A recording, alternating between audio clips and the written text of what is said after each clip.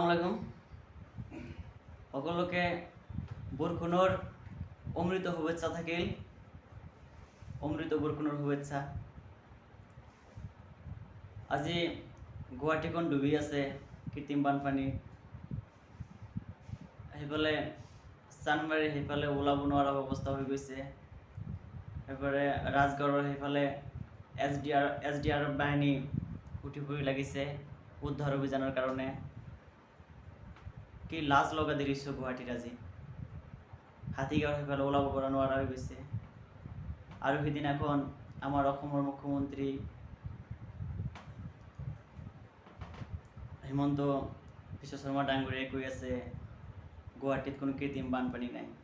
আজি ক'ত আপুনি আহক এবাৰ, আহি কেনে চাই লওক গুৱাহাটী মহানগৰীৰ কি অৱস্থা। আৰু আজি মহানগৰবাসী কৃত্ৰিম বানপানীত আবদ্ধ। আৰ সেইটো অবস্থাত আমাৰ মুখ্যমন্ত্ৰী অসমত নাই। আমাৰ মুখ্যমন্ত্ৰী আছে ৰাজস্থান, ছত্তিশগড়ত নিৰ্বাচনী প্ৰচাৰত ব্যস্ত। অসমৰ মানুহ কি আছে, অসমবাসীৰ কি হাল অৱস্থা, কেনেকৈ বা চলি আছে, সেইফালে সিহঁতৰ চকু নাই। অকল ৰাজনৈতিক সত্তাটো সিহঁতৰ লাগে। কেতিয়া সমাধান হ'ব এইবিলাকৰ? সিহঁতে নকয় এইবিলাক। সিহঁতে অকল অমৃত বৃক্ষৰোপণ, অমৃত কলহযাত্ৰা, যিবিলাক আনইম্পৰ্টেণ্ট কথাবিলাকত মানুহৰ যিটো চিন্তা ভাৱনা, যিটো থিংকিং কথাবিলাক মানুহৰ মাজত সোমাই দি থাকে। মানুহ কেনেকৈ চলে, কেনেকৈ কি কৰে, যাতে মূল্য বৃদ্ধি সেইবিলাক সমস্যাৰ পৰা মানুহ যাতে আঁতৰি গৈ থাকে, ফালৰি কাটি গৈ থাকে, তাতে সিহঁতে মেইন ইছ্যুত নাহে। সিহঁতে নাহি কেনে সিহঁতে সেইবিলাক কথাত গুৰুত্ব দি থাকে। অমৃত কলহযাত্ৰা, অমৃত বৃক্ষৰোপণ। সেইকাৰণে আজি কৈছোঁ যে অমৃত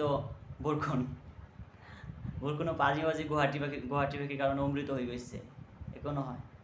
যিটো সময়ত অমৃত কলহযাত্ৰা হৈ আছে, অলপ মাটিৰ কাৰণে অলপ মাটি ল'ব লাগে, কিন্তু সেই সময়ত গুৱাহাটীত মাটি নাই ক'তো, অকল পানী আৰু পানী। মানুহে ঘৰৰ পৰা নোৱাৰা অৱস্থা হৈ গৈছে।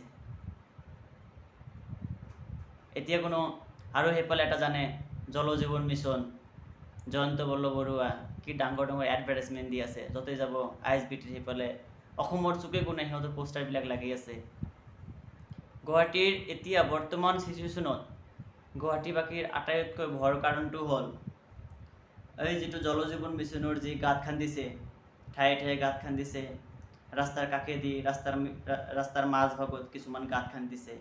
কেতিয়াবা মানুহৰ গাঁতত সোমাই যায়, সেইটো আটাইতকৈ বেছি ভয়ানক। গুৱাহাটীবাসী এতিয়া ঘৰৰ পৰা ওলাব নোৱাৰা অৱস্থা হৈ গৈছে। এফালে বৰষুণ কৃত্ৰিম বানৰ কাৰণে, আকৌ সেইফালে মুখ্যমন্ত্ৰীৰ সৈতে গুৱাহাটীত এতিয়া কৃত্ৰিম বান নাই।